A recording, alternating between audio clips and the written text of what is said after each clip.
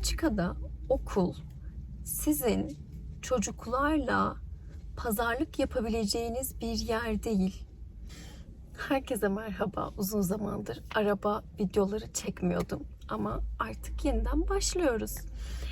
Bu videomda Belçika'daki okullarda sevdiğim iki tane bir şeyden bahsedeceğim. Uygulamadayım, tamam mı? İki uygulamadan bahsedeceğim. Bu arada yan tarafımdan sürekli insanlar geçiyor. Daha yeni böyle liseliler geçiyorlardı ve "Hello vloggers" falan dediler böyle.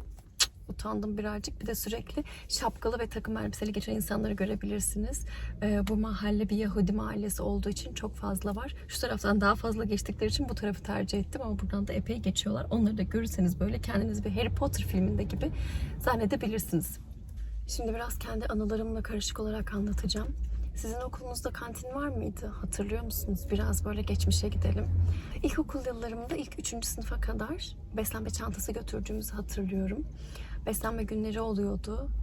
Beslenme takvimi oluyordu. O takvimde o gün çocukların neler getireceği yazıyordu. Herkesinki aynı olsun, farklılık olmasın, kimse kimseninkine özenmesin diye. Ekmeğimize çikolata sürülen günler oluyordu. Patates kızartmalarının olduğu günler oluyordu. Meyve suları yanında getirin diyorlardı. Paketli gıdalar oluyordu. Babamın hatta böyle kasayla, yani koliyle işte popkek tarzı veya meyve suyu aldığını hatırlıyorum. Onları annem babam işte beslenme çantamıza koyuyordu. 3. sınıfa kadar. Bu arada orada yazılanları getiremeyen çocuklar oluyordu.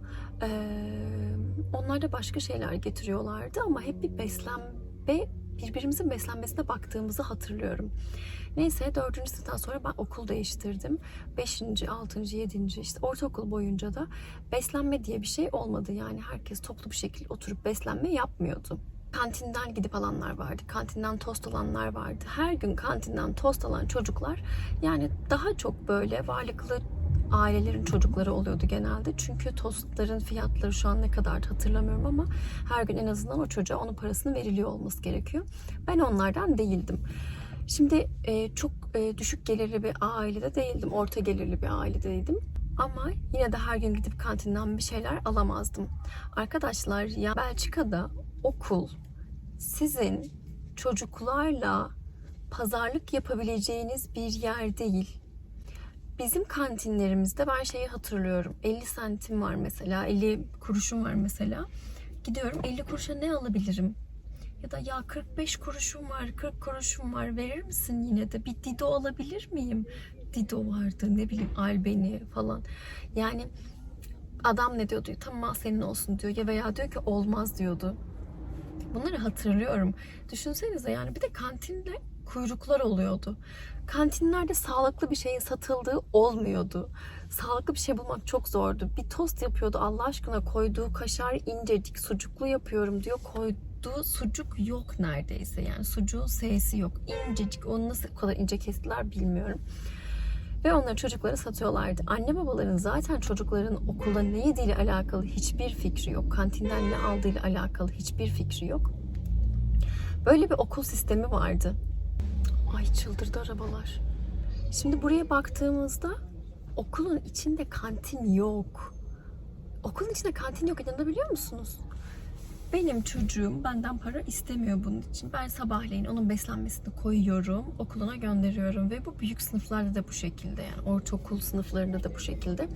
Belki şu olabilir, kolejlerde falan yemek saatinde belki yemekhaneleri vardır ve hani orada toplu bir şekilde yemek yediriyordur ama kantin olduğunu yine kesinlikle düşünmüyorum. Bir. İkincisi, beslenmesine istediğin şeyi koyabilirsin ama sağlıklı olmak şartıyla. Ekmeğine çikolata süremezsin.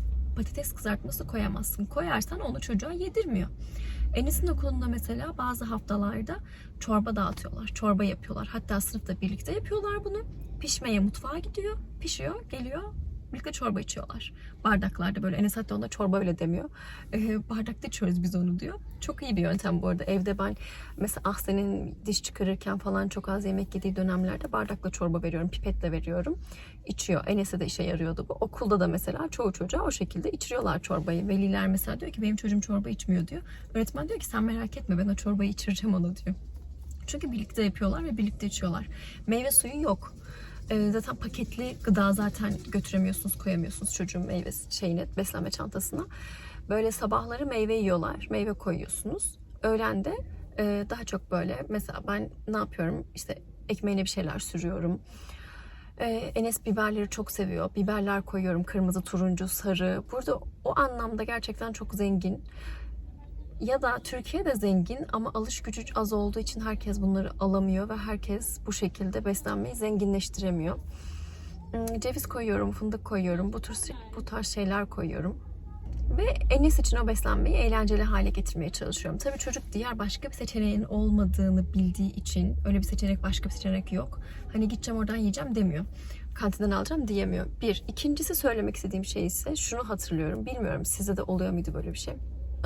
Evden, özellikle ortaokulda evden beslenme getirmek utanç verici bir şey gibiydi. Yani evden ekmek getiriyorsan demek ki sen fakirsin. Ya da evden ekmek getiriyorsan hani ne alaka evden ekmek getirip yiyorsun. Çok çok çok az kişi, az çocuk evden ekmek getiriyordu. Pek çoğumuzun evi yakındı bu arada, onu biliyorum. Evimize gidiyorduk ama eve gitmediğimiz günlerde böyle evden getiren çok azdı yani. Hani kantinden bir şeyler alıyorduk. Hadi kantinden alalım falan diyorduk böyle. Ne kadar böyle saçma geliyor. Hani halbuki ise güzelce beslenme kutunu al. Burada mesela çok güzel işte lunchbox'lar var, tamam mı? Çok güzel böyle alıyorsun. Tık tık tık koyuyorsun. Yani şimdiki aklım olsa kesinlikle öyle bir şey yapardım. Kendime hatta özenle hazırlardım yani onu. Çok da keyifli olurdu ve özendirici olurdu ama bunu bize kimse özendirmedi. Öğretmenler bile özendirmediler yani. Lisedeyken ben endüstri meslekte okuduğum için erkekler sağ olsunlar bu konuda çok daha atılganlardı ve işte ne bileyim etli ekmek yaptırıyorduk para toplayıp, işte pide yaptırıyorduk. Hep birlikte bir yere kokoreç yemeye falan gidiyorduk. Yani en azından daha mantıklı ve daha güzeldi gidip kantinden yemektense. Lisedeyken de evden çok nadiren yiyecek götürdüğümü hatırlıyorum. Genelde kantinden yiyordum. Belki sabah vaktim olmuyordu, hazırlayamıyordum, bilmiyorum ama dediğim gibi yani evden bir şey getirmek yoktu ya, aklımıza bile gelmiyordu evden bir şey getirmek. Belçika'nın okullarındaki bu sistemi o yüzden çok seviyorum. Şu an Türkiye'de nasıl bilmiyorum. Ben Türkiye'de kendi okuduğum yıllardaki haliyle karşılaştırabilirim. Şu an Türkiye'de durum nasıl gerçekten merak ediyorum. Onu lütfen aşağıda yorumlara yazmayı unutmayın. Ya da siz hangi ülkedeyseniz veya sizin büyüdüğünüz ülkede nasıldı durum, sizin büyüdüğünüz şehirde nasıldı durum, bunu da aşağıya ekleyin. Belçika'daki okullarda ikinci sevdiğim diğer şey ise kıyafet zorunluluğu olmaması. Yani şu anda Türkiye'de de bence pek çok okulda yok bu zorunluluk ama benim zamanımda vardı. Şöyle ki giyiyorduk, forma giyiyorduk. Formalar zaten acayip pahalıydı. Hele işte okul formasıysa dehşet pahalı böyle. Çünkü almak zorundasın. İşte yok eteği var, hırkası var, ceketi var, süveteri var. Geçen bu konuda nereden aklıma geldi? Geçen böyle Instagram'da birisi işte yazmış. Türkiye'deki formaların fiyatlarını yazmış. Kendi okullarının fiyatlarını. Bu ne ya dedim. Bir süveter 250-300 TL neredeyse. Benim ortaokulumda da işte bir düz etek vardı, pilili etek vardı. Yok pantolon giyebiliyordun. Ya düşünsene, o etek veya pantolonun bacağı bir yeri yırtıldığı zaman yama yapmak zorundasın veya gidip yenisini almak zorundasın. Ben şeyi hatırlıyorum yani, beyaz gömlekler giyiyorduk ya, beyaz gömleklerin altı çok, kollarının altı özellikle çok çabuk sararıyordu yani. Ne yapsın anne baba? Sürekli ceketle falan gezmek zorunda kalıyordun. İşte ablanın, abininkileri kullanıyorsun. Başka okula gideceksen ama başkasını almak zorundasın. Onu kabul etmiyorlar. Yok burada arması olmak zorunda. Armasını satıyor 5 TL'ye. Yok bilmem şeyi var şöyle. Onu satıyor 10 TL'ye. Ve bunlar olmazsa her gün kapıda seni kontrol ediyorlar. Bunlar olmazsa sıkıntı, azarı yiyorsun orada. Hatta işte işi abartanlar var. Şöyle ayakkabı giymek zorundasın. Bizim okulda bir tane salak bir hoca vardı. Salaktı gerçekten o kadın. Hiçbir şey hak etmeyen birisiydi yani. Of, böyle demek istemiyorum. Çok kötü bir insan oldum. Ne yaşadığını bilmiyorum o kadının ama biz öğrencilere karşı her zaman çok sert ve kabaydı. Bunun doğru olduğunu düşünüyordu belki ama bize koyunlar diye hitap ediyordu. Hatta onun videosunu çekmiştim. Öğretmenler serisinde var o kadın. O kadın kapıda durduğu zaman, nöbetçi olduğu zaman gerçekten nefret ediyordum. Çünkü her şeye takılıyordu. Saçını böyle yap, kaşını şöyle yap. İşte sen yüzüne krem mi sürdün? Aman yakan şöyle duracak. Kolunu kıvırma, paçanı şöyle yapma falan. Çok saçmaydı. Bu da hepsi böyle kendi halinde okullar. İşte Katolik okulu var, devletin okulu var, belediyenin okulu var, özel okullar var, kolejler var yani. Onlar isteyen gönderiyor. Kolejler sadece daha sıkı yönetimli okullar. Evet, daha başarılı okullar nispeten. Ama çocuğunu isteyen gönderiyor ve isteyen hani o formayı giydiriyor çocuğuna. Yani koleje gidiyorsa giymek zorunda. Ama hani koleje gönderiyorsan bunu göze alıyorsun zaten demek oluyor. Ama normal diğer okullarda herkes istediği kıyafetle gidiyor. Hatta şöyle bir şey. Bu arada geçen Yahudi çocukları görüyorsunuz yine. Şöyle bir şey. Öğretmen diyor ki özellikle küçük sınıftaysalar pijamayla gelsin diyor. Tamam, okula pijamayla gelsin. Zorlanıyor mu kalkmakta? Giyinmekte zorlanmıyor. Tamam, zorlamayın diyor çocuğu. Pijamayla gelsin. Ya şu güzelliğe bakar mısın? Ya yiyeceğim, böyle sarılasım geliyor böyle dedikleri zaman. Kıyafette herhangi bir sınırlama yok. Yanına yedek kıyafet koyuyorsun mesela. Öğretmen istedikleri zaman değiştirebiliyorlar. Yani geliyor, anladınız mı? Hani insana insan olarak değer veriyorlar. Çocuğa o olduğu için değer veriyorlar. Sen zenginsin, fakirsin, kıyafetin eskimiş, şöyle olmuş. Sana bu gözle bakmıyor. Seni kıyafetten ibaret görmüyor. Ben şunu hatırlıyorum. Çokça da biliyorum yani. Okul zamanımda benim o kıyafetleri alamayan arkadaşlarım vardı. Hatta geçen birisini dinledim. Diyor adam, benim diyor formam yoktu diyor. O yüzden okula gidemedim ben diyor. Forma alacak paramız yoktu diyor. Niye ya, niye? Niye insanlara bunu zora koşuyoruz yani? Bilmiyorum, böyle hani genellikle buranın iyi yönlerini anlatıyormuşum gibi görünsün istemiyorum. Çokça tabii ki de zorlandığımız konular ve kötü olan yönleri var. Her yerin olduğu gibi hiçbir yer güllük gülistanlık değil. Ama şu an benim çocuğum okula gittiği için gördüğüm eksileri, artıları, bu şekilde şu an artılarını söyledim. İlla ki eksileri de vardır. Onları da belki bir gün düşünürüm, bir gün karşıma çıkar ve onları da çekerim. Ama şu an bunları sizinle paylaşmak istedim. Ne zannediyoruz biliyor musunuz? Kerde yaşıyoruz ve dünyanın her yerini sanki o şekildeymiş gibi zannediyoruz. Ben Belçika'da yaşamaya başladıktan sonra bunu fark ettim. Aslında Azerbaycan'da da hani bu farkındalığım artmıştı. Mesela Türkiye'deyken dünyanın her yerini Türkiye gibi zannediyorsun. Azerbaycan'a gidiyorsun, ne kadar farklı diyorsun. Belçika'ya geliyorsun, ya insanlar nasıl yaşıyorlar diyorsun. Ve hep şeyi istiyorsun.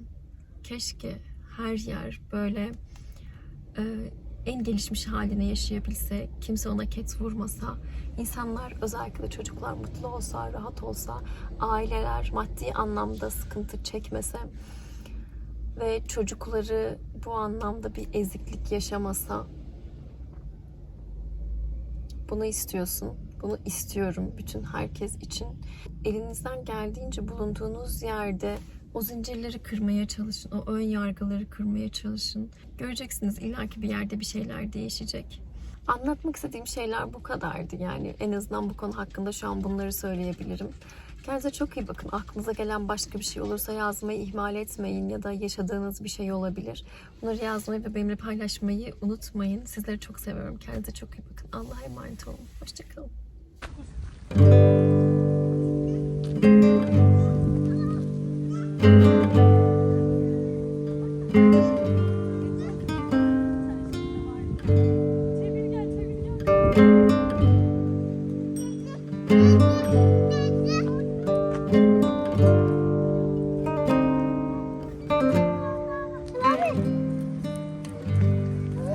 Aslan, sen de vermek istiyor musun?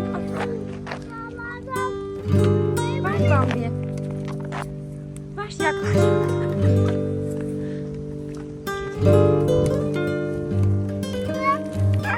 Elimin yanındalar.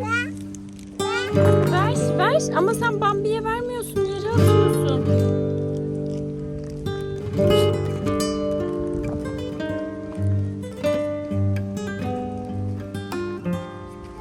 Baba getirecekmiş baba.